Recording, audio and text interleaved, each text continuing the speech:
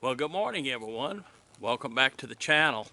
It's a beautiful day out on the trail. I'm here at the Nat Green Trail in Greensboro, North Carolina. It's another one of the lovely watershed trails, and I thought it'd be a perfect spot for me to discuss something that's kind of been on my mind for a while. So if you'll pardon me, I'll bring out my trusty notepad that I've made some notes on. And what I'd like to call this particular discussion sounds a little uncouth, but I want you to kind of follow along with me. What I want to call this is the Couch Potatoes Guide to Hiking, Backpacking, and Camping. Now, a lot of you that know me personally know that I've been out of hiking and camping for a lot of years. And I've just recently, in the last year or so, decided that I wanted to get back into this.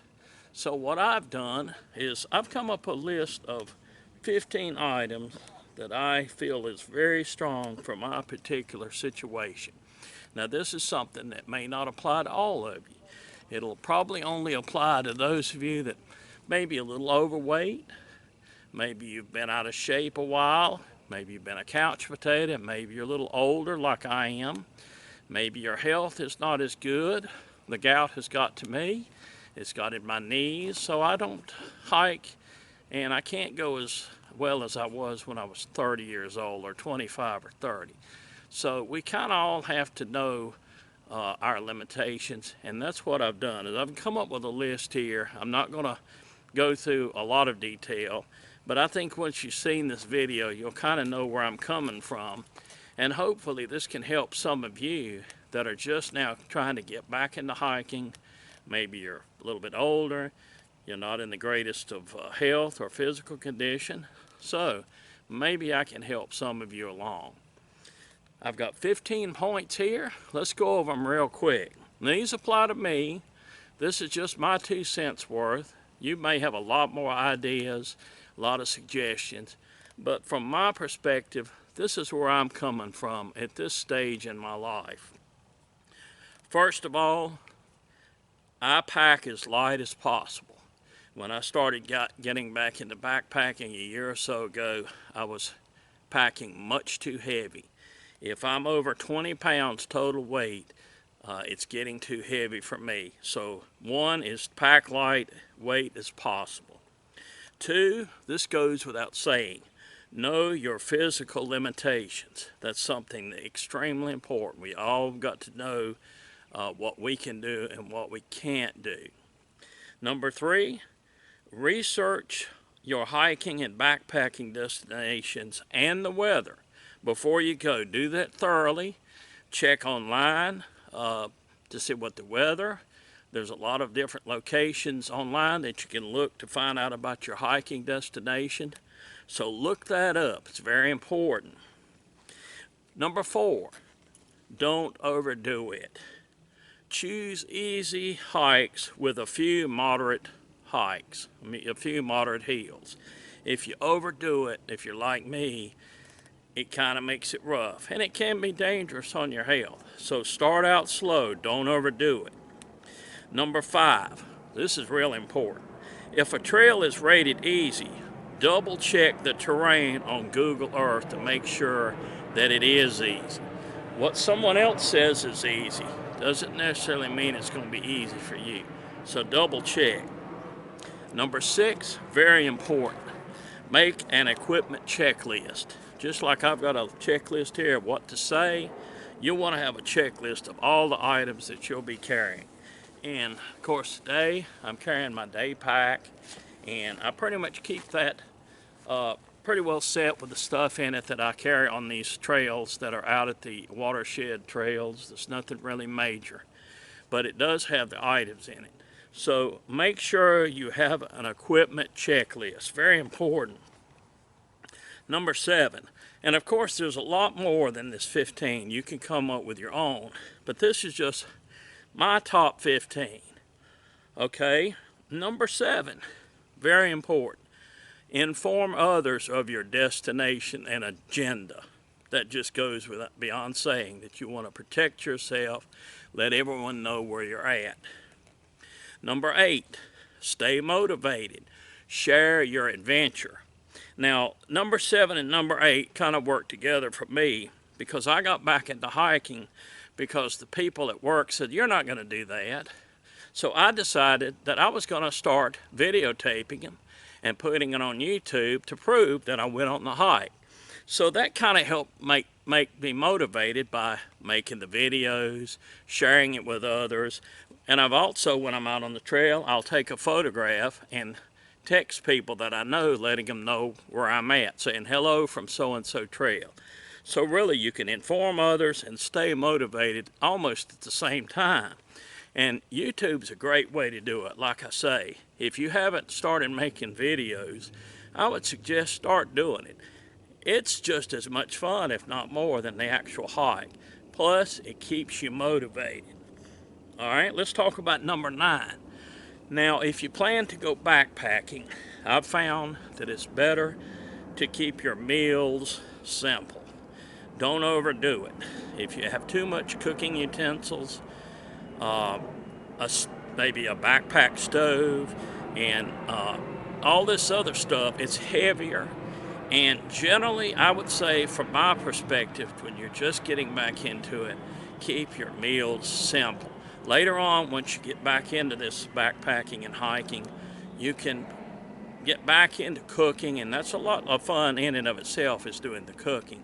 But what you'll want to do is, from my perspective right now, is keep your meals simple, and you can get into that later and improve upon that and make them more complicated as you get back into hiking. Number 10, find a hiking, backpacking partner that is equal to your physical and skill level. So what you want to do is you'll want to, if your wife or your significant other, your husband or whatever, is in the same physical condition as you, maybe been out of shape for a while, haven't been hiking, that'd be a good person to go with. Now, if you hook up with the people from work or some of the local hiking clubs, and those people are used to just knocking out the strenuous hikes, they may not be the ones you want to go with. If you do go with people like that, let them know, say, "Hey, look, I'm not going to be able to walk as fast as y'all. Kind of, understand that I'm going to kind of take it easy. Probably have to take some breaks." They'll understand, and hopefully they'll make their accommodations accordingly. All right? Number 11, very important. Hydrate, hydrate, hydrate. You've got to keep water in your pack, and often, once you're out on the trail, often consume that water or that liquid, whatever you brought, whether it be Gatorade. Gatorade's a good one. But hydration is very important. Number 12, beware of temperature extremes. Now, what I mean by that is I originally called this hiking in 3 seasons. Well, I changed that because I feel like summer is something you need to be careful about too, not just winter. Not to say that I won't hike in winter or extreme summer, but you've got to be very careful, especially if you're an older person, not as in shape. And of course, the temperatures can get to you, whether they be cold or very hot, so be careful of that. Beware of temperature extremes. Number 13, eat a hearty meal before hiking. It's very important that you've got that supply of energy already in you, that when you get out and you're going to spend maybe 2.5, 3 hours hiking, even if you stop a lot, you're still moving. If you're 2 or 3 miles away from the truck, you know it's going to take energy to get back. So have that meal. Plus, it never hurts to have in your pack some snack food, just in case you get a little hungry out on the trail. So eat that hearty meal before you go on the hike. Number 14, something I just added this morning, and it kind of has to do with my hat. You want to keep a cool head, which also you want to keep a warm head. If it's in the winter, keep your hat on.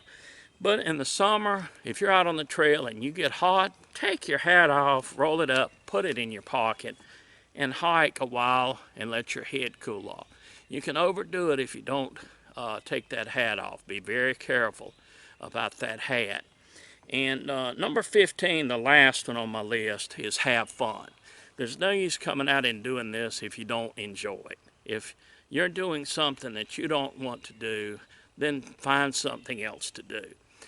It's like if you're planning to go on a hike, but some friends talk you into going on a hike that maybe is too strenuous, you're not going to enjoy it. And if you pack too heavily, you're not going to enjoy it. If you overdo it on the trail, you're not going to enjoy it. So what I say is have fun. Let other people know your level of physical conditioning.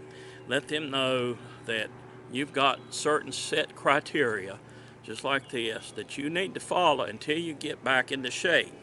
And of course, the whole thing is to getting out. The whole point of this is to get off the couch. Quit being someone that just says, well, I'm gonna do it, but never do it. Do it. Videotape it for your friends. And then before you know it, you're looking forward to getting out on the trails and videotaping, sharing it with others. The last one is not on here. I was thinking about this on the way over here from home. But I would say, what would I say it? I hope my boss doesn't hear me say this.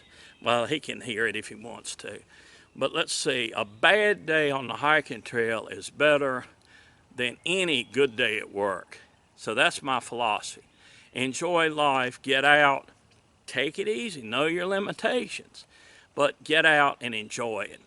And that's what I'm going to do. I'm going to finish this trail, and I'm going to have a video on that in a little bit.